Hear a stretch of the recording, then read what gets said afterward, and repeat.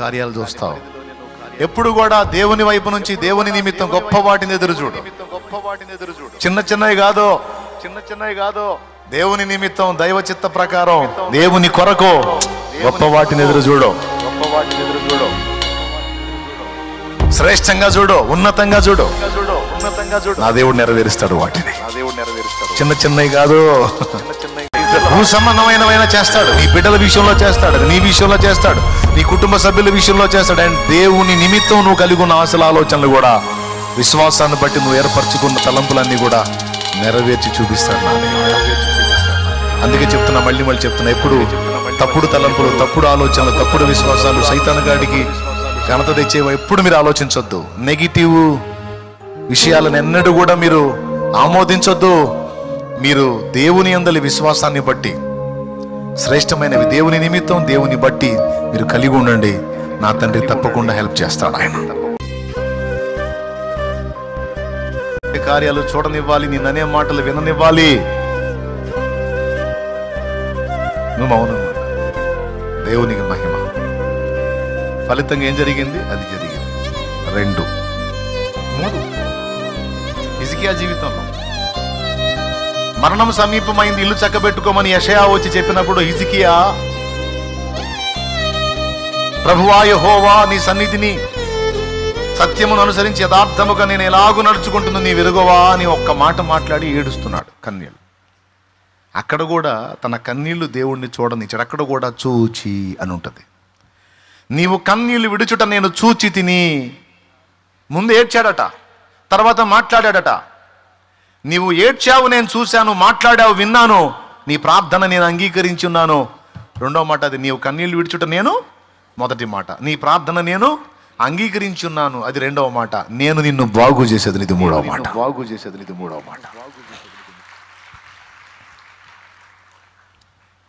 రాజైనప్పుడు మాటలు చెప్పలేదు, కానీ తను ఎలా క్రియ చేస్తాడో, ఎలా ప్రవర్తిస్తాడో క్రియలో చూపించి దేవుని దగ్గర మెప్పు పొందాడు హిజ్కియా. ఓకేనా? రెండవది, శత్రువు తన మీదికి వచ్చి విర్రవీగినప్పుడు వాడు అన్న మాటలన్నీ తీసుకెళ్లి దేవుని ముందు చూపించాడు.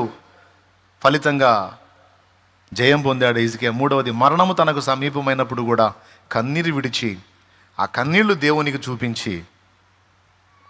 కొన్నిసార్లు నువ్వు ఏడుస్తావు, ఏడుపు వస్తుంది, నీకు అవసరమే, అది రావాలి. నీకు ఏడుపు, నీ కళ్ళు కన్నీళ్లు కార్చాలి, అది దేవుడు చూడాలి, ఆయన కదలాలి.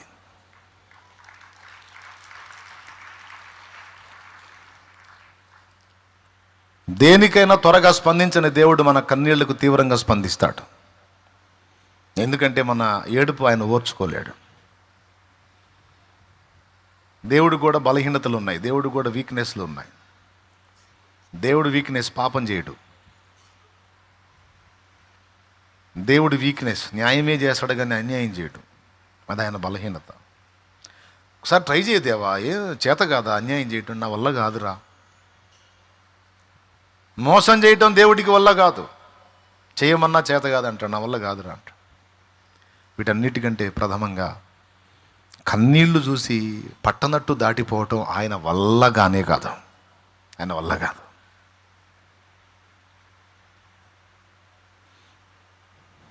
నా వేదనకు మితి లేదు, నా శోకానికి తుది లేదు, నీవుగాక జీవితాన ఆశయే లేదు.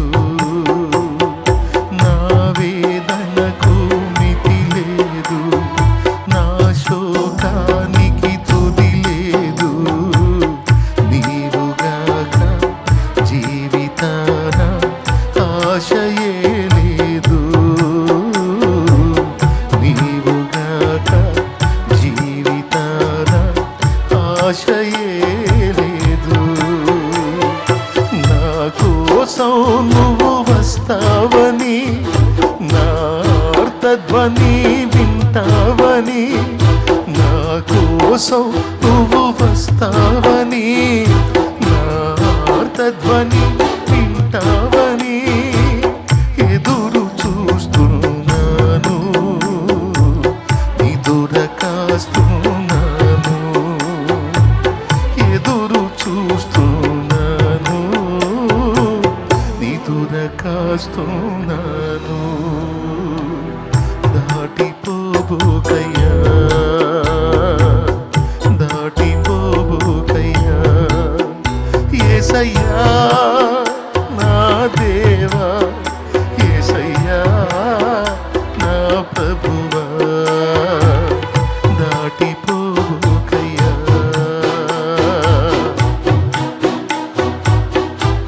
Praise the lord. గుడ్డివాడు యేసు ప్రభు దాటిపోతున్నాడని తెలుసుకొని ఏడవటం మొదలు పెట్టాడు. అయ్యా నీకోసమే కదా ఎదురు చూస్తున్నాను, దావీదు కుమారుడా యేసు నన్ను కరుణించు అని వేశాడు కేకలు. మనుషులైన వాళ్ళు ఏం చేయాలండి? ఆయన చేయబట్టుకొని అవసరమైతే అళ్లలో ఒకడు పరిగెత్తి ప్రభువా పాపం కళ్ళేనుడయ్యా అని ఆయన నిలేసి చేయబట్టుకొని ఇతను తీసుకెళ్ళాలి అక్కడికి. కానీ వాళ్ళు ఏమన్నారు? సరే నోర్మోయ్ అంటారు వాళ్ళు. కళ్ళున్న గుడ్డోళ్ళు, దీనులకు కనికరం చూపలేని గుడ్డోళ్ళు, జాలి మనసు లేని గుడ్డోళ్ళు. నిజంగా గుడ్డోళ్ళు కళ్ళు లేనివాడు ఇతను కాదు, వాళ్ళు అట్లా ఉన్నారు. కానీ ప్రభు అట్లేడుగా. ఈ కేక విన్నాడు. పోవు, కాళ్ళు దాటి ముందుకు పోవు. ఆర్తధ్వని, కన్నీళ్లతో వేసిన కేక దాటిపోయే దేవుడు గారు నా దేవుడి వీక్నెస్ అది. యాకోబు రొమ్ముకు రొమ్ము ఆనిచ్చినప్పుడు తొడగూడు వసలగొట్టాడు. కాళ్ళు పట్టుకొని నన్ను వదిలిపెట్టి పోతావా అని ఏడిస్తే పోలేకపోయాడు. చివరికి యాకోబు దేవుడిని బ్రతిమలాడుతుంటే దేవుడు యాకోబుని బ్రతిమలాల్సి వచ్చింది. నన్ను వదిలిపెట్టి వెళ్తావయ్యా అని కన్నీళ్లతో యాకోబు మొరపెడతా ఉంటే, యాకోబు తెల్లారుతుంది, నన్ను పోని తెల్లవారుతుంది, జనం వస్తారు, నన్ను వదిలిపెట్టి వెళ్తావా? నాకు ఇంకా భవిష్యత్తు ఉందా? గతం అయిపోయింది, భవిష్యత్తు ఉందా? ముందు నువ్వు వెనక పోయి అన్నట్టు నాకు ఏం అర్థం కావట్లా. ఎవరి కోసం ఇన్నాళ్ళు నేను తిప్పలు పడ్డానో ఆ భార్యలు, పిల్లలు, దాసదాసి జనాంగం, గొర్రెలు, పశువులు, వెండి బంగారులు మొత్తం ఏరు దాటించాను, ఒక్కడనే మిగిలిపోయాను. నీకోసమే కదా. నా గతి ఏమిటినాయనా అని ఏడిస్తే పోలేకపోయాడు దేవుడు. సరే నీ పేరు చెప్పు అన్నాడు. నా పేరు యాకోబయ్య, మోసగాడు. రైట్. అప్పుడు ఆశీర్వదించి, ఇక నుంచి నువ్వు యాకోబు కాదు ఇశ్రాయేలు అనబడదు అని అతడున్న చోట అతన్ని ఆశీర్వదించాడు ఆయన. అదిగో ఇక నుంచి నువ్వు ఇశ్రాయేలు. నువ్వు దేవునితోనూ మనుషులతోనూ పోరాడి గెలిచావు. ఫస్ట్ బల ప్రదర్శన చేశావు, వల్ల కాలేదు, పాదాలు పట్టుకొని ఏడ్చావు, ఏడ్చి గెలిచావు. ఓడిపోయి గెలిచావు నువ్వు యాకోబు, ఓడిపోయి గెలిచావు. వాస్తవంగా అక్కడ తొడగూడు వసలు కొట్టినప్పుడు యాకోబు వీక్ అయిపోయాడు, ఓడిపోయాడు దేవుని చేతిలో.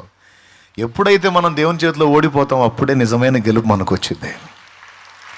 ప్రభువు మనల్ని గెలవనంత కాలం నిజమైన గెలుపు మనం అనుభవించలేం. ప్రభువు మనల్ని గెలవనంత కాలం మనం ఓడిపోయిన బతికే బతుకుతాం.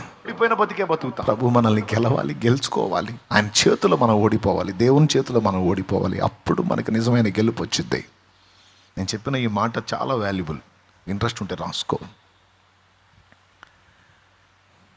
దేవుని చేతిలో నువ్వు ఓడిపోనంత వరకు, నువ్వు ఆయన్ని గెలుస్తున్నంత వరకు నిజ జీవితంలో నువ్వు ఓడిపోతూ ఉంటావు. నిన్ను ఆయన గెలవాలి, నువ్వు దేవుని చేతిలో ఓడిపోవాలి, దేవుడు నిన్ను గెలుచుకోవాలి. అప్పుడు నిజ జీవితంలో నువ్వు గెలుస్తావు. ఎందుకంటే నువ్వు దేవుని చేత గెలవబడ్డావు కనుక. అంటే నీ విషయంలో ఓడిపోయావు గనుక, విరిగిపోయావు గనుక ఇక నీ జీవితంలో ఆయన జోక్యం ఉంటుంది. ఆయన జోక్యం ఎప్పుడైతే నీ లైఫ్లోకి వచ్చిద్దో అప్పుడు నీకు విజయం. తెలుసా నీకు?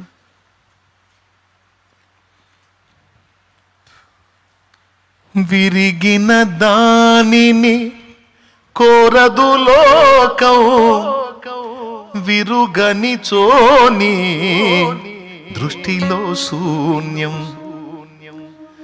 అలా యాకోబును విరచిన దేవా, అలా యాకోబును విరచిన దేవా, ఇశ్రాయేలుగా మార్చుము నన్నీ ధరలు, ఇశ్రాయేలుగా మార్చుము నన్నీ ధరలు, ఈ ధరలు విరిగిన మనసే నీకే ప్రియము యేసునాథా,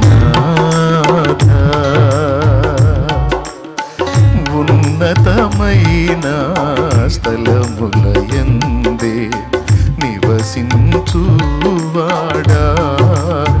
విరిగే నా మనసు వసింపరావా, వసింపరావా, విరిగిన మనసే నీకే ప్రియము యేసునాథా.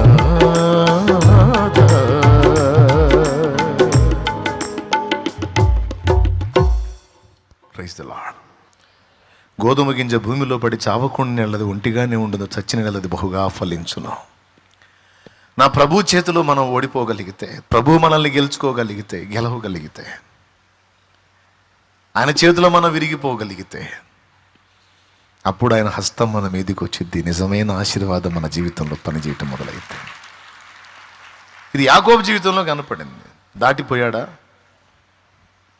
హిజ్కియా కన్నీళ్ళు కూడా దాటిపోలా. ఏడిస్తే తట్టుకోలేడు, అది పాయింట్.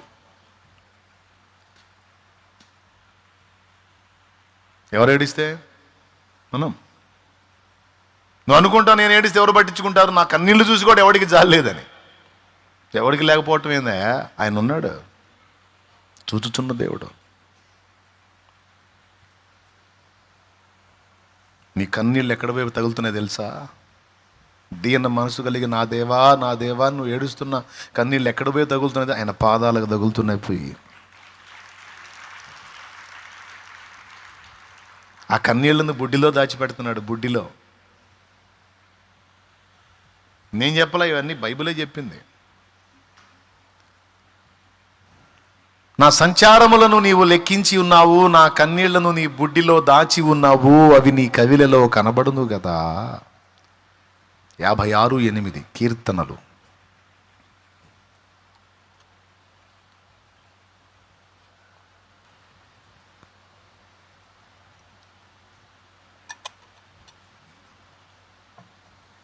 కవిలే అంటే పుస్తకం. చూడండి అక్కడ, నా కన్నీళ్ళు, నా కన్నీళ్ళు. హిజ్కియా అట్లా ఏడ్చాడో లేదో, వెంటనే స్పందించాడు. ఏమయ్యా ఎందుకు ఏడుస్తున్నావు? ఎందుకు? ఓ ఇంకా 15 ఏళ్ళు ఆయుష్ ఇస్తా పో, పొడిగిస్తా పో, చచ్చిపోవలేపో. నమ్మకం కుదరలేదా? ఎండ గడియారం మెట్లు చూడు, మళ్ళీ పైకి ఎక్కుద్ది చూడు, దిగిపోయింది. దేవునికి స్తోత్రం కలుగును గాక. నువ్వు అనుకోవచ్చు నా కన్నీళ్ళు దేవుడు చూడలేదు. బేట చూస్తాడు దేవుడు. చిన్నోడా దేవుడు చూస్తున్నాడు. నా కన్నీళ్ళు, ఎన్నో కన్నీళ్ళు చూసి స్పందించిన నా దేవుడు.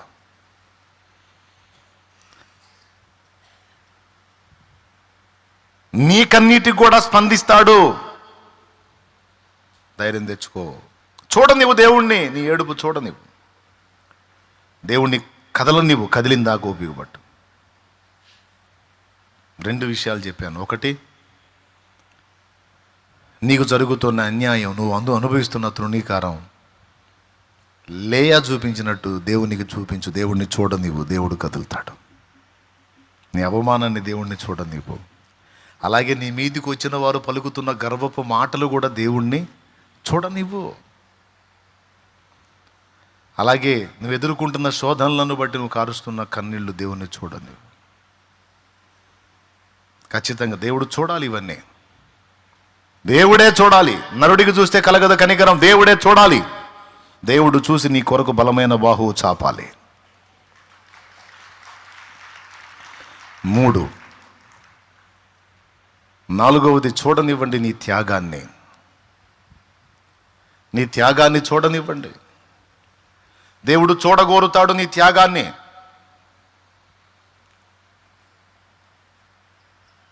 అబ్రహాము దగ్గర చూశాడవి, యోసేపు దగ్గర చూశాడు,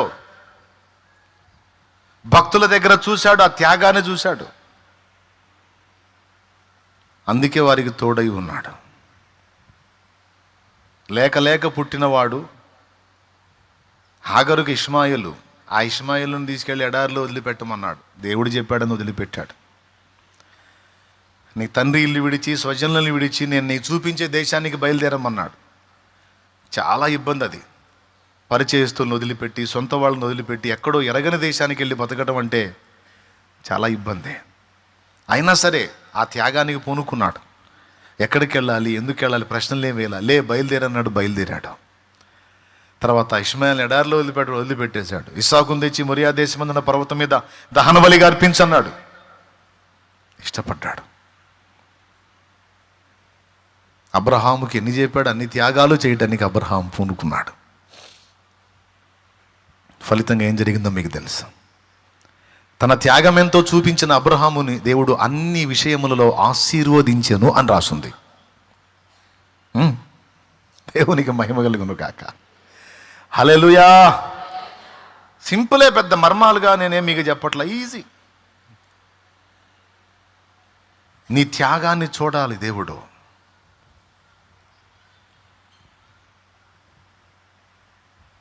అది దేవుని చిత్తం నెరవేర్చడానికి నువ్వు చేసే త్యాగం.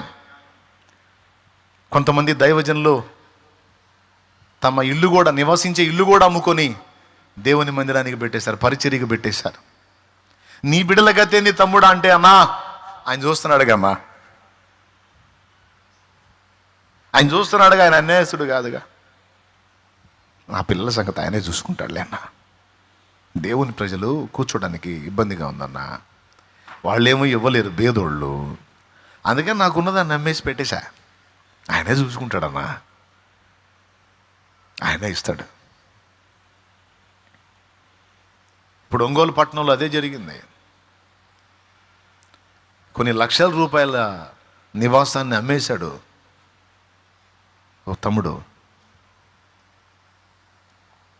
అక్కడ ఒంగోలు ఒక ల్యాండ్ తీసుకొని అక్కడ మందిరాన్ని కట్టాడు. నిన్న వరద వచ్చింది, 3 రోజులు 4 రోజులు వానబడింది కదా, వరద వచ్చేసింది. మందిరం నిండా ఇంత లోతు నీళ్ళు వచ్చినాయి. ఆ ల్యాండ్ తీసుకోవటమే కష్టమైపోయింది. గొప్ప త్యాగంతో చేశాడు ఆ పని. ఇప్పుడు మందిరం కడితే అందులో నీళ్ళు వచ్చినాయి. అయినా సరే దేవునికే స్తోత్రం. రాత్రి అది చూసి ఏడుపు వచ్చింది నాకు. లోపల చాలా వేదన పడ్డాను నేను. తప్పదు తప్పదు తప్పదు, ఎందుకంటే ఆ బాధలు నేను పడ్డా. ఈరోజు నా తమ్ముళ్ళు పడుతున్నారు, నా సహసేవకులు పడుతున్నారు, సహోదరులు. వాళ్ళకున్నవన్నీ తెగనమ్మి పణంగా పెట్టి, పిల్లల జీవితాలు కూడా పణంగా పెట్టి, వాళ్ళ భవిష్యత్తు కూడా దేవుని మీదనే వేసేసి, ఆనాడు నాకు దేవుడిచ్చిన దానిలో కూడా నేను కూడా అంతే చేశాను. నా పిల్లలకి చిన్నప్పటి నుంచి చెప్పుకుంటూ వచ్చాను, నాకు తోడై ఉన్న దేవుడే మీకు ఆస్తిరా. ఇశ్రాయేలు 12 గోత్రాల్లో 11 గోత్రాలకి స్వాస్థ్యం పంచిచ్చాడు మోషే. 12వ గోత్రం లేవి గోత్రానికి స్వాస్థ్యం ఎంత, ఎక్కడ, ఏది చెప్పలేదు. ఏమయ్యా అంటే, మోషే, ఇశ్రాయేలులో లేవీయులకు స్వాస్థ్యము లేదు, జీవము గల దేవుడనగు నేనే, యెహోవానగు నేనే లేవీయుల స్వాస్థ్యము అన్నాడు. నేనే లేవీయులకు ఆస్తి, అంతే. వాళ్ళకి సొంతగా స్వాస్థ్యం ఉండకూడదు. నేనే వాళ్ళ ఆస్తి, నేనే వాళ్ళ అంతస్తు. మరి నన్ను కూడా అలా పిలిచాడు కనుక నా పిల్లలకి చెప్పుకుంటూ వచ్చాను, రైట్, దేవుడే మీ ఆస్తి, దేవుడే మీ ఐశ్వర్యం, దేవుడే మీ అంతస్తు, దేవుడే మీ హోదా.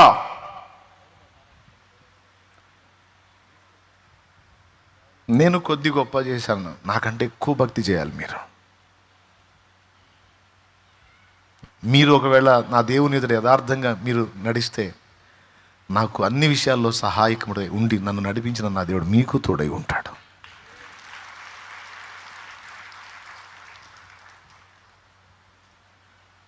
త్యాగం. మేఘాలలోన మెరుపుంచినావు, త్యాగాలయందేమా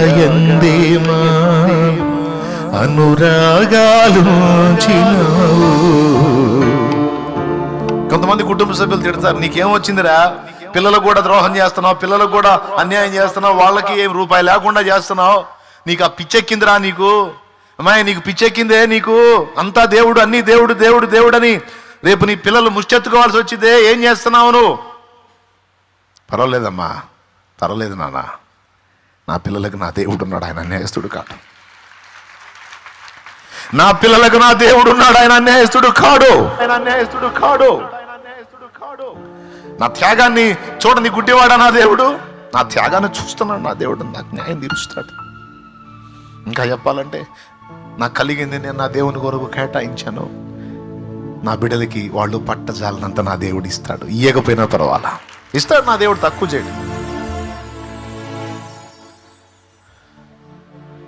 ఎట్లమ్మా నీ బ్రతుకు పోరాటం, ఎట్లరా, ఎట్లా నీ జీవితం అంటే, సాగలేని జీవిత సమరములో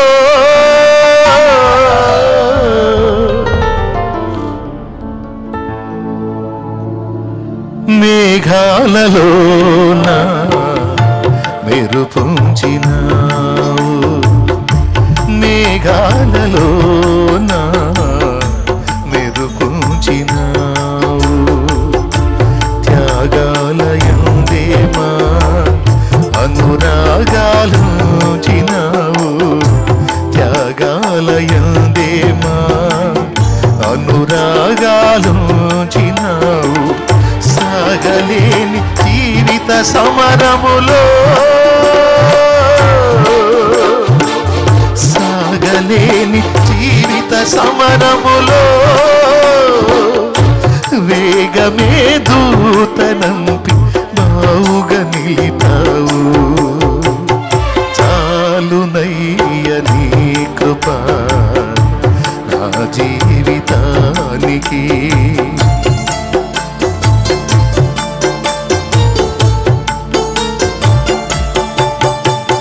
చాలునయ్య నీ కృప నా జీవితానికి. సాగిపోదు యేసయ్యా సాగరాలే ఎదురైనా, సాగిపోదు యేసయ్యా సాగరాలే ఎదురైనా, చాలునయ్య నీ కృప నా జీవితానికి.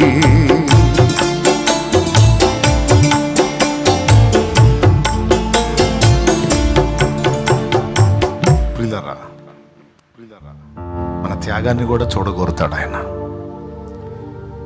కొన్నిసార్లు హెల్ప్ చేయడు, అక్కడ మన త్యాగం అవసరం అయింది. అసలు నువ్వేం చేస్తావు మౌనంగా ఉంటాడు ఆయన. నీలో ఆయన కనిపించిన త్యాగాన్ని బట్టి ఆయన సంతోషించే దేవుడై ఉన్నాడు. అబ్రహామా, నీకొక్కగానొక్కడై ఉన్న నీ కుమారుని నేను అడిగితే నాకు ఇవ్వడానికి ఇష్టపడ్డావు, ఇందును బట్టి నీవు నాకు భయపడువాడు అని నాకు అర్థమైంది. వెళ్ళు. ఏమంటే అబ్రహాం మనసు దేవుడికి తెలియదా? ఈ నిరూపణలు అవసరమా? అవసరమే. అవి దేవునికి కాదు, అవి శత్రువుకి అవసరం, రెండవది దాని చుట్టూ ఉన్న దూతలకు అవసరం, తర్వాత తరములో ఉన్నటువంటి మనకు అవసరం. Praise the lord. అందుకే నిరూపణ కోరతాడు. ఇప్పుడు నిరూపించకపోతే ఏం పోయిందండి? అబ్రహాం ఎంతకైనా తెగిస్తాడు, ఏవి ఎంతకైనా తెగిస్తాడు అని తెలియదా దేవుడికి? తెలుసు. కానీ నిరూపణ కావాలి.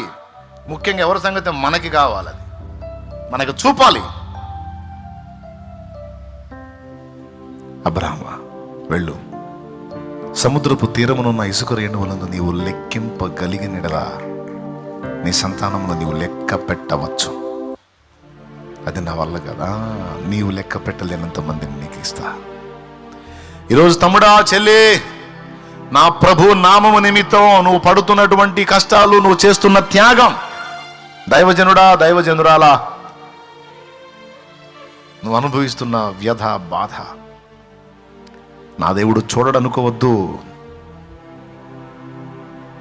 చూడండి, చూడండి, చూడండి, నీ త్యాగాన్ని చూడండి, నువ్వు పడుతున్న బాధలు చూడండి. ఖచ్చితంగా అబ్రహాముకి ఎలాగ పట్టజాలనంత కుమరించాడో, భవిష్యత్తులో నీవు పట్టజాలనంత కార్యాన్ని నా దేవుడు నీ లైఫ్లో చేయబోతున్నాడు. ఆ ఒక్క చోటే కాదు, ఇంకా చాలా చోట్ల నా సహసేవకులు, సహోదరులు ఎక్కడెక్కడెక్కడైతే సేవ చేస్తున్నారో అక్కడెల్లా కూడా ఒక ఫ్యామిలీ దర్శి వెళ్ళింది. అక్కడ గాలి కొట్టింది. ఉన్నదే పేద మందిరం, పేద పరిస్థితి అయితే అది కూడా లేచిపోయింది. రేకులు ముక్కలు ముక్కలుగా పగిలిపోయింది. అది దర్శిలో అనుభవం. అట్లా ఒక్కొక్క చోట ఒక్కొక్క రకం. మచిలీపట్నం మందిరంలో నీళ్ళు వచ్చినాయి, మొత్తం నీళ్ళు. అట్లా చాలా. అయినా పర్వాలా, దేవునికి స్తోత్రం. ఊళ్ళో వదిలిపెట్టి, సొంత ప్రాంతాలు వదిలిపెట్టి వెళ్ళిపోయారు సేవకే. ఆ ప్రజల కోసం అవసరమైతే అక్కడ గ్యాదర్ అయ్యే కొద్ది మంది కోసం, ఎంతమంది రక్షించబడతారో అంతమంది కోసం నా లైఫ్ మొత్తాన్ని అక్కడే ఖర్చు పెట్టేస్తాను. ఆ జీవితాల కోసం, ఆ వ్యక్తుల కోసం, ఆ కుటుంబాల కోసం, ఆత్మరక్షణ కోసం నేను, నా బిడ్డలు, నా కుటుంబం, నా స్వదేశం, స్వజనం, సొంత ప్రాంతం మొత్తం వదులుకొని వారే నా ప్రజలను అక్కడికే వెళతాను, అక్కడే బ్రతుకుతానన్నా. నా త్యాగాన్ని నా దేవుడు చూస్తాడుగా. ఆ త్యాగాన్ని చూసేనా నా ప్రభు కదులుతాడుగా. వాళ్ళ హృదయాల్లో కార్యం చేస్తాడుగా. ఆత్మల్ని నాకు ఇస్తాడుగా. చూడాలి, చూడనీయాలి. ఈ త్యాగాన్ని కూడా దేవుడు చూడాలి. దేవుని నిమిత్తం నువ్వు చేసే త్యాగం, కుటుంబం కోసం నువ్వు చేసే త్యాగం, నిన్ను నమ్ముకొని నీ మీద అనుకున్న వాళ్ళ విషయంలో నువ్వు చేసే త్యాగం దేవుడు చూస్తాడు, జవాబిస్తాడు. చూడండి అండి. 4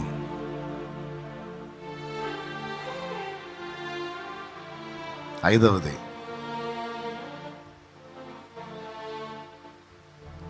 త్యాగాన్ని చూడండి అండి. 4వది 5వది చెప్పేదా, ప్రార్థన చేసేదా?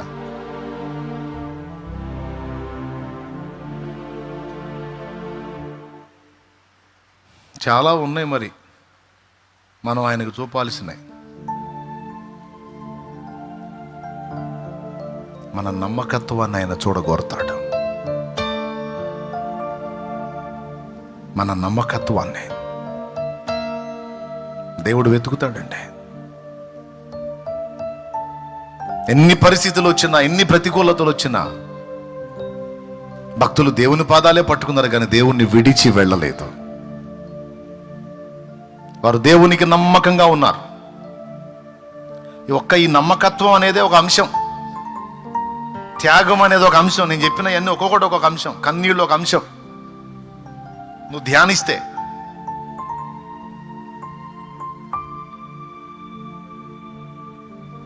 నీకు జరుగుతున్న అన్యాయం, కేవలం అన్యాయం ఒక అంశం.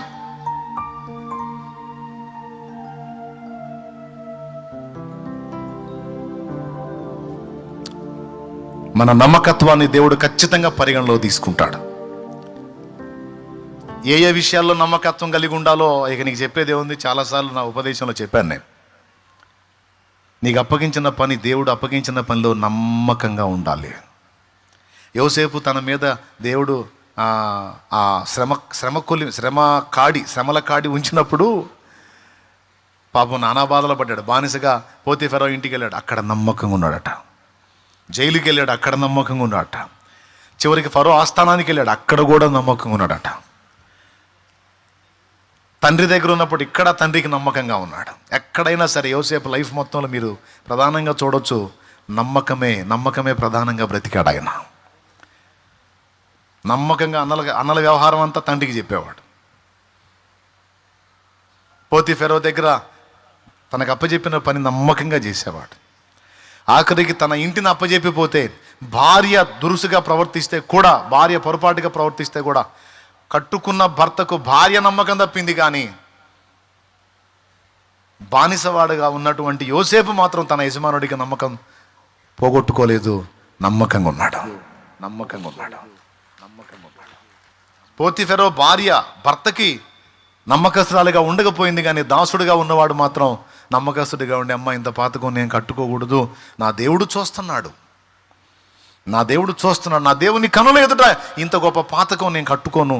నన్ను నమ్మిన యజమానుడు ఇంట్లో నాకు దేనిని అప్పగింపక ఉండలేదు, నిన్ను తప్ప ఉండలేదు, కాబట్టి తప్పమ్మని తను తాను కాచుకున్నాడు. ఫలితంగా యోసేపు ఎంత ధన్యకరమైన అనుభవంలోకి వెళ్ళడం మీకు తెలుసు.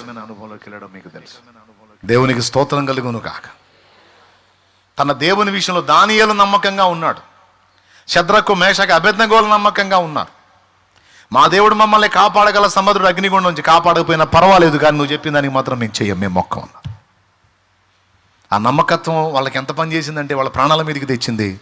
అదే నమ్మకత్వం అగ్నిలో కూడా వాళ్ళ ప్రాణాలను కాపాడింది. అగ్నిలో పడకుండా, అగ్నిలో కాలకుండా, అగ్ని బారిన పడకుండా. అగ్నిలో పడ్డారు కానీ అగ్ని బారిన పడలా. సింహాల గుహలో పడ్డాడు కానీ సింహాల బారిన పడలా. తన దేవునికి నమ్మకంగా ఉన్నందున దానియేలు తన దేవుని యందు భక్తి గలవాడైనందున సింహములు ఏ హాని చేయకుండా దేవుడు దానియేలును కాపాడిను అని రాసుంది. నాయనలారా, నమ్మకత్వం.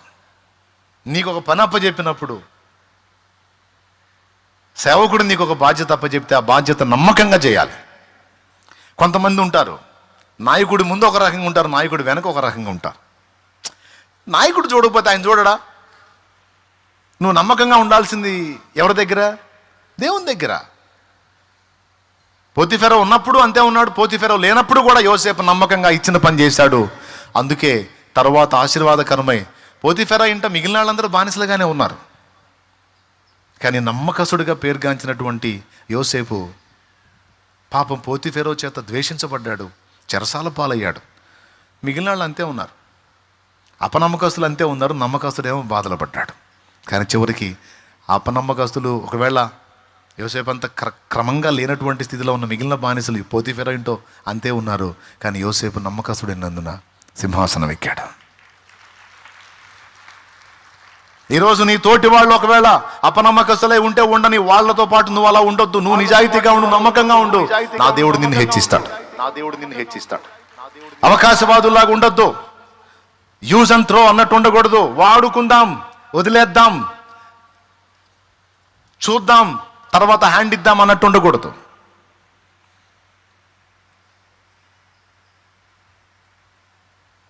నమ్మకంగా ఉండాలి. ఒక భర్తను కలిగి ఉన్నావా, కష్టపడి నానా రకాల బాధలు పడి తీసుకొచ్చి నీకు అన్నీ ఇచ్చి నిన్ను బ్రతికిస్తున్నాడు. ఓ భార్యగా నువ్వు ఆయనకి నమ్మకంగా ఉండాలి.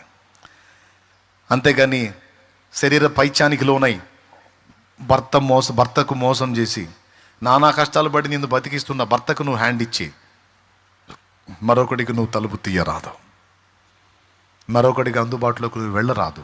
అది నమ్మకత్వం కాదు. దానికి నీకు వచ్చేది అధోగతి. అలాంటి శోధనలో నీకు ఎదురైనా నో నేను ఆయనకి నమ్మకంగా ఉండాలి, నా దేవునికి నమ్మకంగా ఉండాలి, ఆయనకి నమ్మకంగా ఉండాలి, నువ్వు నిలబడ్డావా? ఈరోజు నీకు ఇబ్బందికరంగా ఉన్నా నీ భర్త తర్వాత తప్పకుండా మారి నీకు సహకారిగా అవుతాడు. నీ భార్య అలా మారిపోతుంది. నేను చెప్తున్నాను, ఇతరులు నాకు నమ్మకంగా లేరు కనుక నేను కూడా నమ్మకంగా ఉండను అని నువ్వు అనుకోవద్దు బిడ్డ. వాళ్ళు అపనమ్మకస్తులైనా నువ్వు నమ్మకంగా ఉండవు. ఇప్పుడు మనం అపనమ్మకస్తులమా కాదా? కానీ మన దేవుడు మనకు నమ్మకస్తుడిగా ఉన్నాడు. చూడు, ఉన్నాడా లేదా? నమ్మకమైనవాడు కదా. రైట్, నీవు కూడా అలాగ నేర్చుకో, నేను నేర్చుకోవాలి, మనం నేర్చుకుందాం. నమ్మకంగా ఉండటానికి సాధన చేద్దాం. ఎందుకంటే మన నమ్మకత్వం ఏ పాటిదో ఆయన చూస్తాడు. నీ నమ్మకత్వాన్ని దేవుణ్ణి చూడనివ్వు. అది నువ్వు పనిచేసే స్థలంలో అయినా, దేవుని విషయంలో అయినా. కొంతమంది ఏం చేశారు, బాప్తిసం కూడా తీసుకొని దేవునికి నమ్మకస్తులుగా ఉండగలేదు. వాళ్ళకేదో కొన్ని కార్యాలు జరగనందున వాళ్ళు వెళ్ళి మళ్ళీ విగ్రహారాధనకి వెళ్ళిన అపనమ్మకస్తులు ఉన్నారు. మనం అలా ఉండొద్దు. మా దేవుడు రక్షింపగల సమర్థుడు, రక్షింపకపోయినా పర్వాలేదు అన్న షద్రకు మేషకు అబేద్నెగోల మాటలాగా మన మాట ఉండాలి. ఆపదలు ఆదుకోవడానికి నా దేవుడు శక్తి గలవాడు, ఆదుకోకపోయినా పర్వాలేదు, నేను మాత్రం ఆయనకి నమ్మకంగా ఉంటా. నా దేవుడు నాకు నమ్మకస్తుడిగా లేకపోయినా పర్వాలా, కానీ అలా ఉండలే. ఆయన నాకు నమ్మకస్తుడిగా లేకపోయినా పర్వాలా, నేనైతే ఆయనకు నమ్మకంగా ఉంటా. మరి నువ్వే మనిషి ఉన్నప్పుడు ఆయన ఉండడు. నీ నమ్మకత్వం, నువ్వు నమ్మకంగా ఉండటమే దేవుణ్ణి ఛాలెంజ్ చేసిద్ది. తమ్ముడా, నీ నమ్మకత్వమే దేవుణ్ణి ఛాలెంజ్ చేసిద్ది. దేవా, ఇదిగో నీ విషయంలో నేను నమ్మకంగా ఉన్నాను, మరి నీ నమ్మకత్వం సంగతి ఏంటి అని నువ్వు అడగకయే దేవుడు తీసుకుంటాడు అడిగినట్టు. మళ్ళీ చెప్తున్నా ఈ పాయింట్, నీవు నమ్మకస్తుడిగా నమ్మకస్తురాలుగా ఉంటే నీ నమ్మకత్వమే దేవుణ్ణి ఛాలెంజ్ చేసిద్ది. అదే మనిషి వాడే అంత నమ్మకంగా ఉంటే, ఒక మనిషి ఆమె అంత నమ్మకంగా ఉంటే, మరి నేను నమ్మకంగా ఉండొద్దా, నా నమ్మకాన్ని రుజువు చేసుకోవద్దా అని తప్పకుండా స్పందిస్తాడు. దేవునికి స్తోత్రం కలుగును గాక. ఎక్కడ నువ్వు బెండ్ అవ్వద్దు, ఎక్కడ నువ్వు అడుగులు జారొద్దు, ఓపిక పట్టు, నమ్మకత్వాన్ని కోల్పోవద్దు. నువ్వు సేవలో ఉన్నావా, ఫస్ట్ దేవునికి, నిన్ను నియమించిన దైవజనునికి నువ్వు నమ్మకంగా ఉండాలి. కొంతమందిని చూశాను నేను, అవకాశవాదులుగా కనపడ్డారు కొంతమంది. నన్ను వెంబడించే వాళ్ళలోనే కొంతమందిని ఆ టైపులో చూశాను, కొంతమంది నమ్మకమైన మనుషుల్ని చూశాను నేను. ఒకటే మాట, నిన్ను నియమించిన వానికి నువ్వు నమ్మకంగా ఉంటే నువ్వు దేవునికి నమ్మకంగా ఉన్నట్టు. నమ్మకమైన వానికి దీవెనలు మెండుగా కలుగునన్నాడు. సామెతల గ్రంథం 28 మీరే చూసుకోండి. ఇక ముగిస్తున్నా.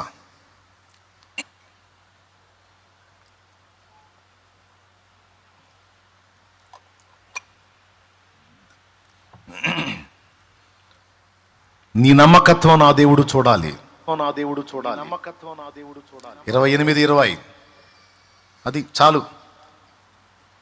ఆ నమ్మకస్తుడికి ఎన్నో బ్లెస్సింగ్స్ ఉన్నాయి. ఒక పనికి నువ్వు వెళ్ళావంటే యజమాని చూసినా చూడకపోయినా బాధ్యతగా నమ్మకంగా చేయాలి. ఎందుకంటే దేవుడు చూస్తాడు. ఈ దొంగ వ్యవహారాలు చేసే వాళ్ళని దేవుడు కూడా అసహించుకుంటాడు. వీడు పెద్ద మాయల మారాటీయుడు, మనిషి ముందు షో చేస్తాడు, మనిషి పక్కకు పోగానే ఏంది చేసేది అనుకుంటాడు.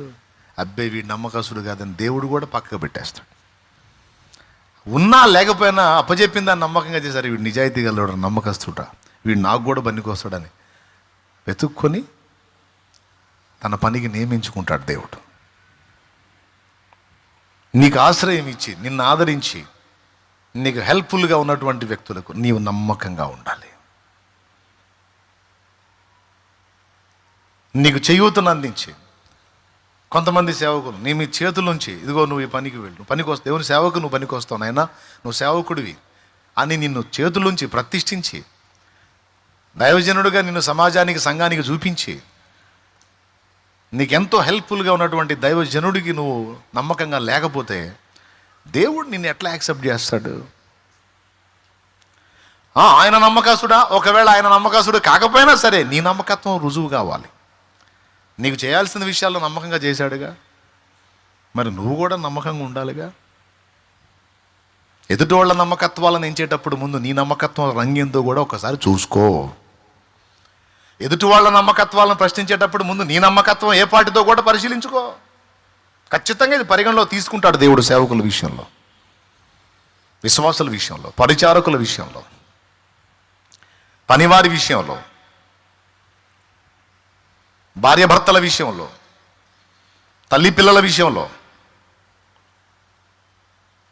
పిల్లల గుండెల్లో కూడా ఈ భయం ఉండాలి. నన్ను నమ్మి నా తల్లిదండ్రులు స్వేచ్ఛగా విడిచిపెట్టారు, నేను వారికి గుండె కోత మిగిల్చకూడదు, నేను వారికి నమ్మకంగా ఉండాలి.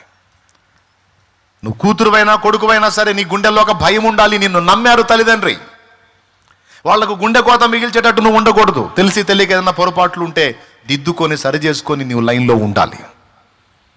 ఆయన నమ్మకస్తుల్ని దృష్టించే దేవుడు. దేవునికి స్తోత్రం కలుగును గాక.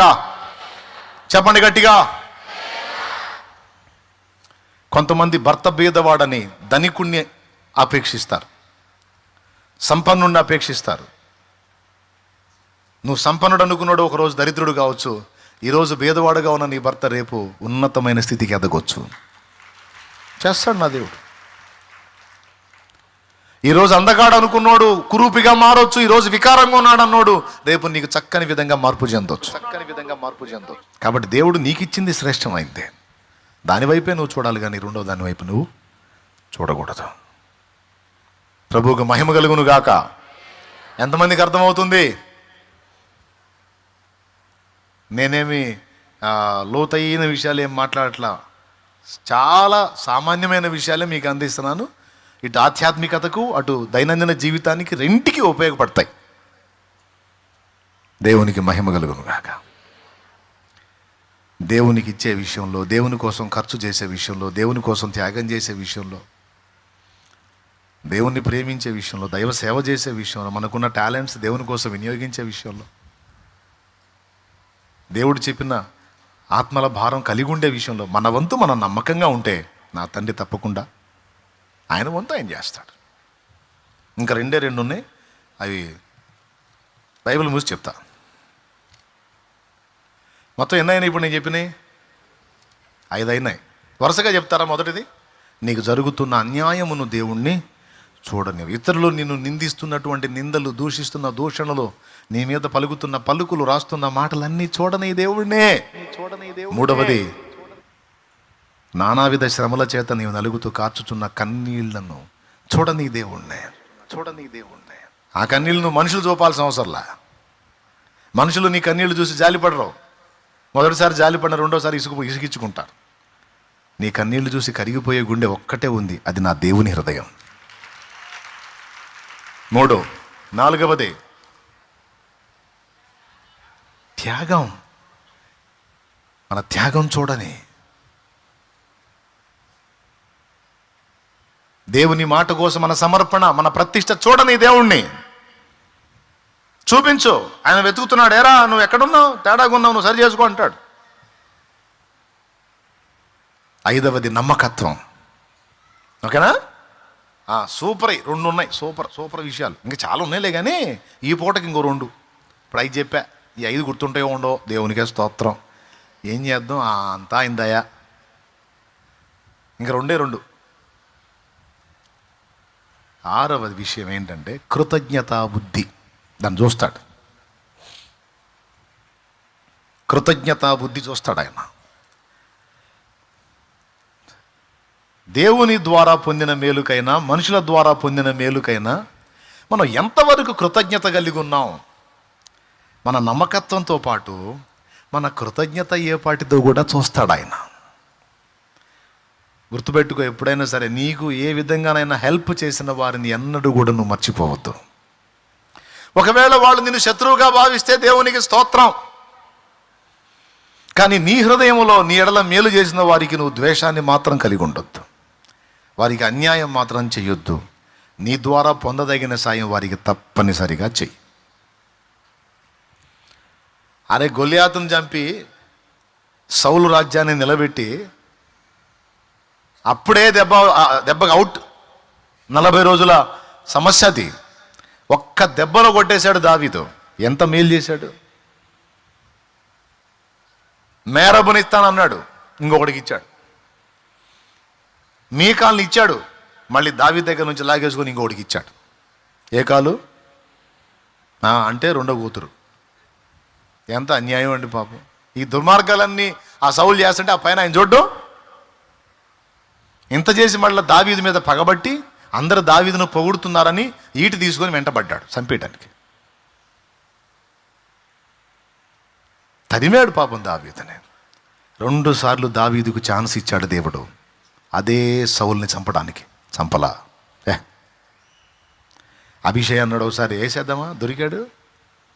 నో వద్దు, దేవుడే తీర్పు తీర్చుకుంటాడు అతనికి, నేను చేయను. ఎందుకంటే అతను రాజు చేయనా పని. దేవునికి నమ్మకంగా ఉన్నాడు. తన ఇంట, ఆ సౌలు ఇంట ఒక పూట తిన్నదాన్ని కృతజ్ఞత చూపించి చంపే ఛాన్స్ వచ్చినా చంపలా. మళ్ళీ ఆయనేమన్నా పెద్ద మనిషా, దావీదు దొరికితే దావీదుని చంపుతాడు. అయినా సరే నన్ను చంపినా పర్వాలేదు, నేను మాత్రం అతను చంపను. కృతజ్ఞత.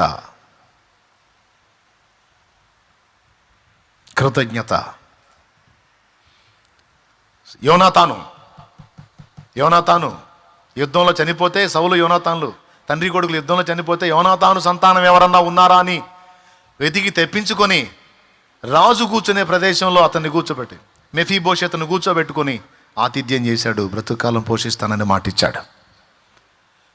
అంటే యోనాతాను మిస్ అయినందుకు యోనాతాను సంతానానికి దయ చూపాడు దావీదు. సోదరులారా, నేను చెప్తున్నా అవసరం అనుకుంటున్నారో అనవసరం అనుకుంటున్నారో నాకైతే తెలియదు.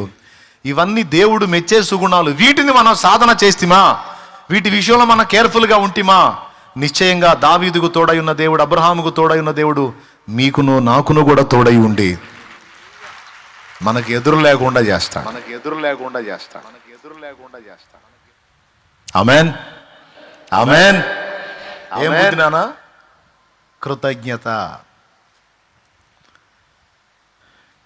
పట్టెడన్నం కుక్కకై నువ్వు చచ్చిందాక మర్చిపోదు. అది కుక్క, అదేమన్నా మంచిదా? కక్కి తిరిగి తినేది కుక్క, అసహ్యమైన జీవి అనుకుందాం. కానీ విశ్వాసంలో పట్టెడన్నం దానికి చచ్చిందాక గుర్తుపెట్టుకుంటుంది. ఈరోజు అన్నం పెట్టి నువ్వు 5 ఏళ్ల తర్వాత కనపడు, నువ్వు కనపడితే నీ వాసనను గుర్తుపట్టి అది తోకూపిద్ది నీ దగ్గరికి వచ్చి, సిస్టర్ బాగున్నావా, 5 ఏళ్ల క్రితం నాకు అన్నం పెట్టావు గుర్తుందని. అలాగా నీకు ఎవరెవరు ఏ ఏ సమయాల్లో ఏ విధంగా హెల్ప్ చేశారో వాళ్ళని మర్చిపోవద్దు. అలాంటి బుద్ధి నీ గుండెల్లో నింపుకొని ఉంటే పిచ్చ పిచ్చగా నచ్చుతావు దేవుడికి. నచ్చుతావు అంతే.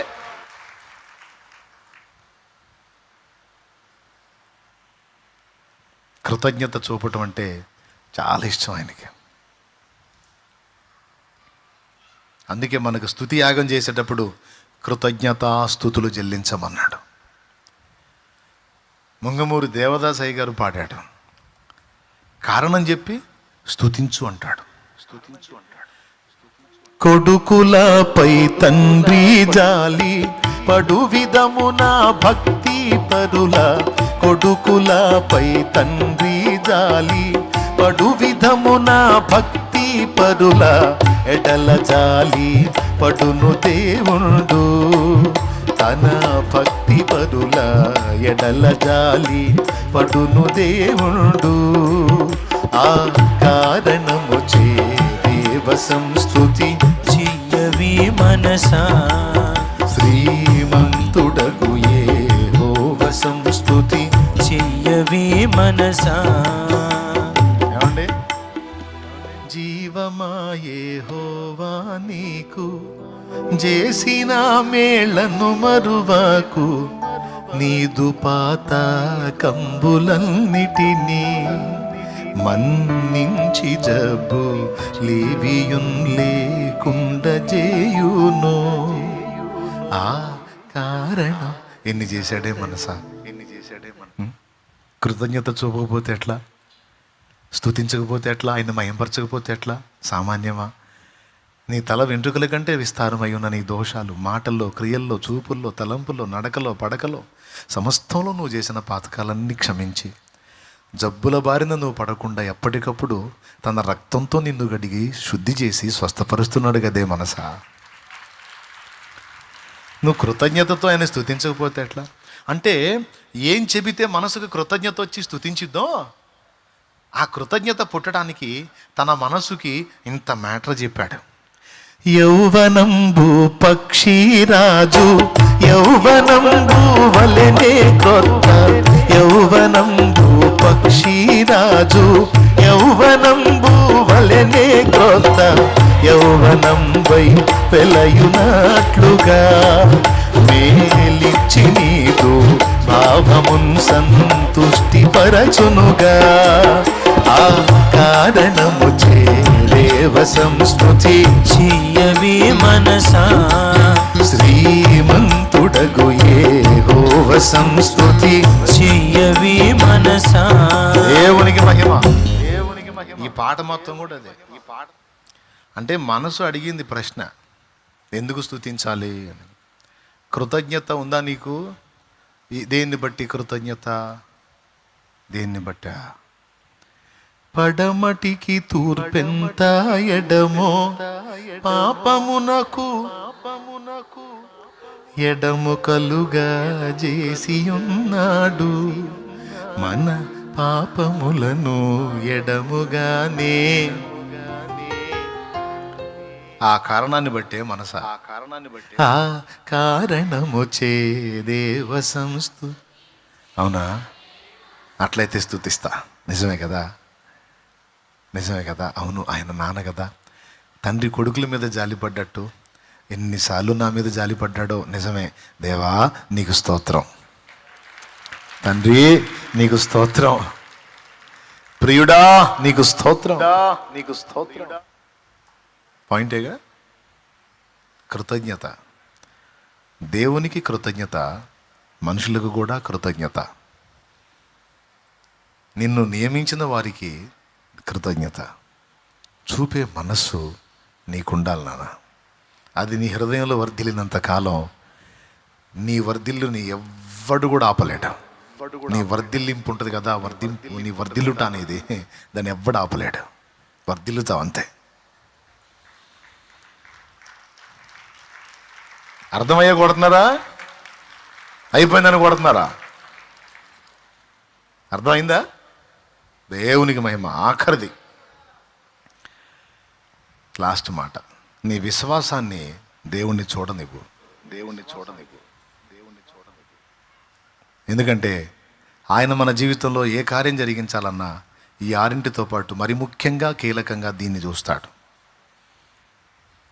నీ అందలి విశ్వాసాన్ని దేవుడు పట్టించుకుంటాడు. ఆ విశ్వాసపు పరిధిలోనే నీకు కార్యాలు చేస్తాడు. అర్థమైందా? ఖచ్చితంగా మనలో ఇవన్నీ వెతుకుతాడు దేవుడు, చూస్తాడు. వీటితో పాటు ఆఖరిగా మన యందలి విశ్వాసాన్ని వెతుకుతాడు ఆయన. విశ్వాసము లేకుండా దేవునికి ఇష్టడై ఉండుట, విశ్వాసం లేకుండా కార్యసిద్ధి, నమ్ముట నీ వలనైతే నమ్మువానికి సమస్తము. మీరు ప్రార్థనలు అడిగి వాటి నెలను కూడా పొంది ఉన్నామని మీరు విశ్వసించిన కదా, నమ్మిన ఎడల అవన్నీ మీకు. విశ్వాసం లేని మూర్ఖతరం వల్ల ఎంతకాలం మీతో ఉందని, ఎంతవరకు మేమును నీ నమ్మిక చొప్పున నీకు. విశ్వాసమును బట్టి హనోకు మరణమును చూడకుండా, విశ్వాసమును బట్టి నోవహు అది వరకు చూడని సంగతుల విషయమే దేవుని చేత హెచ్చరింపబడి తన ఇంటి వారి రక్షణ కొరకు ఓడ సిద్ధము చేశాను. హెబ్రీ 11. విశ్వాసాన్ని బట్టి హేబెలు కయ్యను కంటే శ్రేష్టమైన అర్పణ నర్పించాను. అబ్బాబ్బాబ్బా, విశ్వాసం ఎంత కీలకం. మన హృదయంలో విశ్వాసపు పరిధిని కూడా చూస్తాడు. ఆ విశ్వాసపు పరిధిలోనే కార్యాలు చేస్తాడు. ఇవన్నీ ఏముందిలే అనుకోవద్దు. కన్నీటి ప్రార్థన, త్యాగం, నమ్మకత్వం, కృతజ్ఞతా బుద్ధి, విశ్వాసం.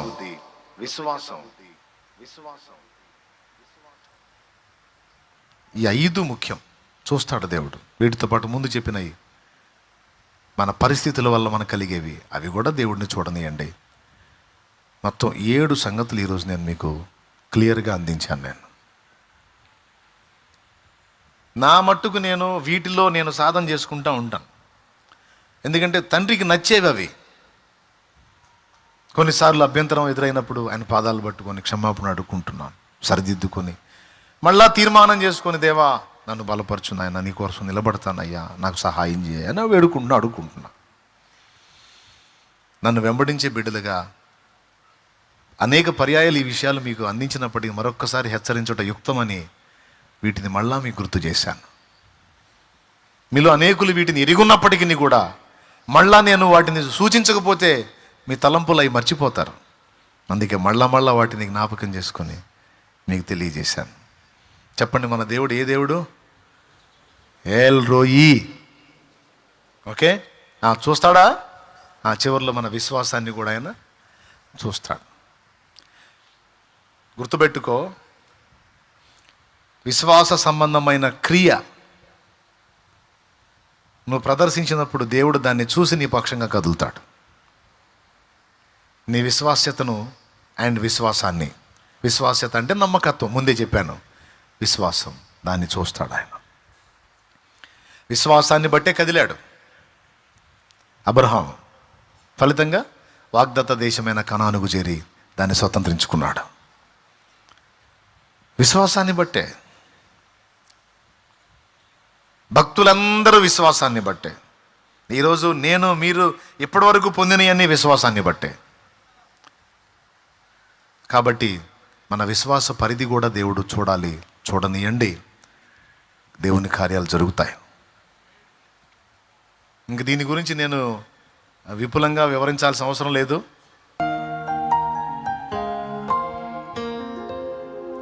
కొనసాగాలి నీ విశ్వాసవాడ యాత్ర. దాని పరిధిలోనే నువ్వు కార్యాలు చూస్తావు. ఎప్పుడు కూడా దేవుని వైపు నుంచి దేవుని నిమిత్తం గొప్ప వాటిని ఎదురు చూడు. చిన్న చిన్నవి కాదు, దేవుని నిమిత్తం దైవ చిత్త ప్రకారం దేవుని కొరకు గొప్ప వాటిని ఎదురు చూడు. శ్రేష్టంగా చూడు, ఉన్నతంగా చూడు. నా దేవుడు నెరవేరుస్తాడు వాటిని. చిన్న చిన్నవి కాదు. నా జీవిత యాత్రలో ఎన్నో తుఫానులు. విశ్వాసంతో నువ్వు వేసే అడుగులు దేవుడు చూస్తాడు. విశ్వాసాన్ని బట్టి నువ్వు కలిగి ఉన్న ఆశలు కూడా దేవుడు చూస్తాడు. విశ్వాసాన్ని బట్టి నువ్వు ఆయనను బట్టి చేసే ఆలోచనలు కూడా దేవుడు చూస్తాడు. ఇవన్నీ దేవుని బట్టి, దేవుని నిమిత్తం ఇప్పుడు జరిగేవన్నీ ఆనాటి నా విశ్వాసపు ఆశలు, ఆలోచనలు మొత్తం నెరవేర్చాడు. దేవునికి స్తోత్రం కలుగును గాక. ఆయన ఏమన్నాడు? ఆశ గల అంటే ఆశ లేని ప్రాణాలకి. సో ముందు ఆశ పడాలి, తప్పులేదు. అందుకే దేవుని నిమిత్తం, దేవుని కొరకు గొప్ప వాటిని ఆశించు, గొప్ప వాటిని ఎదురు చూడు. అవి ఆయన నీకు సాధించి పెడతాడు. సాధించే శక్తి నీకు ఆయన ఇస్తాడు. జ్ఞానాన్ని ఇస్తాడు, బలాన్ని ఇస్తాడు, ధైర్యాన్ని ఇస్తాడు. నీ విశ్వాసాన్ని సిగ్గుపరచడు. దేవుని నిమిత్తమైనది నీ నిమిత్తమైనది. నీ విశ్వాసాన్ని బట్టి నా తండ్రి తప్పకుండా స్పందిస్తాడు.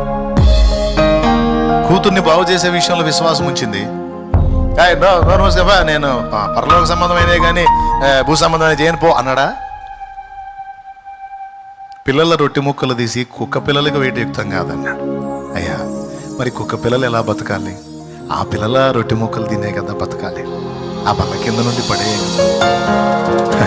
అమ్మా, నీ విశ్వాసం గొప్పది. నీవు కోరినట్టే అవుతుంది, పో. నీ కూతురు బ్రతికింది, పో అంటాడు.